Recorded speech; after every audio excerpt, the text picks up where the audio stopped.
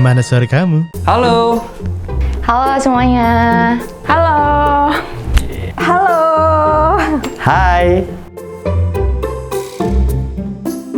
Halo semuanya, perkenalkan nama saya Dito Noval Orlando. Saya merupakan mahasiswa budidaya perairan angkatan 55. Halo semua, kenalin nama gue Nisrin dari Ekonomi Sumber Daya Lingkungan angkatan 56. Nama aku Dira Hairani dari IKK Ilmu Keluarga dan Konsumen angkatan 55. Oke, aku Ahmes dari Agribisnis angkatan 55. Oke, kenalin gua Reval, gua dari Manajemen Sumber Daya Perairan angkatan 55.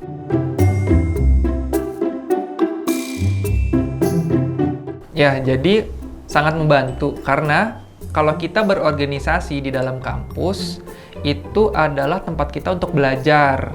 Nah, karena di dalam organisasi sendiri kita bisa mengatur untuk kedisiplinan kita diri sendiri, kemudian mengatur bagaimana manajemen waktu, mengatur proker dari organisasi. Nah, hal-hal tersebut tuh bisa diimplementasikan nanti ketika di dunia kerja. Kalau based on pengalaman gue sendiri sih itu ngebantu banget ya, karena di organisasi kan kita belajar banyak hal ya, kayak manage orang tuh kayak gimana, manage waktu kita kayak gimana, terus gimana caranya lu tuh bisa ngalahin ego lu untuk ngerjain semua yang ada di organisasi gitu kan. Jadi menurut gue bakal ngebantu banget sih untuk di pekerjaan nanti. Oke, sebagai seorang yang dari semester 1 mungkin bisa dibilang cukup aktif. Gue dulu ikut BEM PPKU, terus semester 2-nya ikut BP, dan juga seterusnya gue 3 tahun berturut-turut jadi panitia di divisi acara Aquafest. Dari kegiatan-kegiatan tersebut, gue ngerasa kalau misalnya banyak nambah soft skill dan juga hard skill yang nantinya pasti bakal berguna di kita kedepannya sebagai pekerja gitu kan.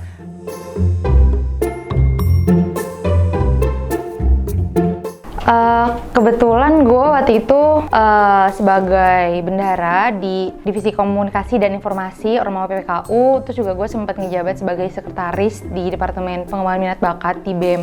Dari jabatan itu gue jadi belajar banyak hal banget, kayak gimana caranya tuh gue bisa ngatur teman-teman gue, ngatur anggota-anggota gue tuh biar bekerja sesuai dengan role-nya masing-masing. Terus juga gimana gue, karena jadi sekretaris juga, gue harus tektokan dong sama teman-teman pimpinan lain, dan dari situ tuh juga kayak ngebuka banyak hal banget gitu buat gue.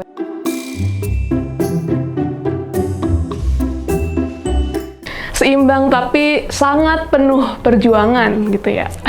Ya, sepengalaman gua kemarin nggak ada masalah sih antara akademis dengan organisasi, karena gue selama berkuliah di IPB ini, gue membuat skala prioritas. Jadi setiap seminggu sekali tuh gue bikin skala prioritas mana aja tugas yang harus dikerjakan selama seminggu ke depan. Jadi ya seimbang-imbang aja sih, nggak pernah ada ngerasa keberatan di salah satu bidang gitu, baik akademis, organisasi maupun waktu istirahat. Kalau pembagian waktu menurut aku udah seimbang ya. Buktinya nilai aku bisa lah cum laude.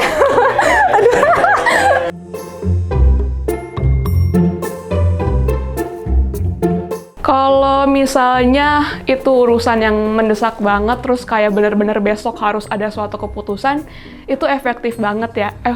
Bukannya aku membenarkan buat sampai tengah malam banget, tapi mungkin ada kegiatan-kegiatan lain yang siangnya atau sore itu harus dijalankan. Tapi kalau misalnya udah jam 11 malam gitu, terus itu bener-bener urgent, ya harus mau nggak mau tetap rapat. Biasanya kalau misalnya udah tahu mendesak gitu, orang-orang kayak lebih jalan kayak gitu biar cepet ada keputusan gitu loh. Tentunya pernah banget, apalagi pas zaman-zaman COVID, zaman-zaman pandemi, di rumah, di laptop, kegiatan online semua itu udah uncontrolled banget kan. Kita rapat tuh sampai jam 2 bahkan, dan sebenarnya itu menurut gue kurang efektif ya. Kenapa? Karena kebanyakan tuh sebenarnya yang ngelur-ngelur waktu tuh adalah basa-basi dan juga bercandanya gitu. Kalau misalnya bisa diperpendek lagi, dikurang-kurangin waktu bercanda dan juga basa-basi, itu bakal lebih baik.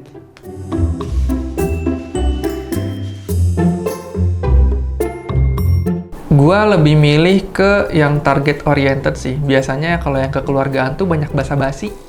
Menurut aku dua-duanya harus sih, kayak dia kekeluargaan ada, tapi juga jelas gitu tujuannya mau kemana, kayak gitu-gitu. Itu sih.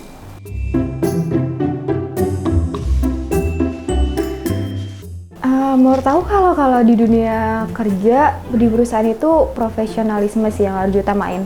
Kalau kita waktu jam kerja harus profesional, tapi waktu kita di luar kerja, di istirahat, ya kita temenan gitu. Oh, kalau misalnya kekeluargaan di sebuah organisasi sebenarnya itu juga penting juga ya. Karena kalau misalnya kita udah kenal semuanya, mungkin kerja saya bakal lebih enak.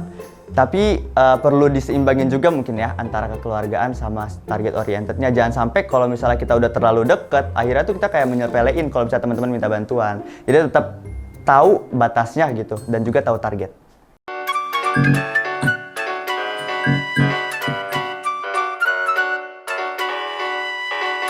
Mana suara kamu?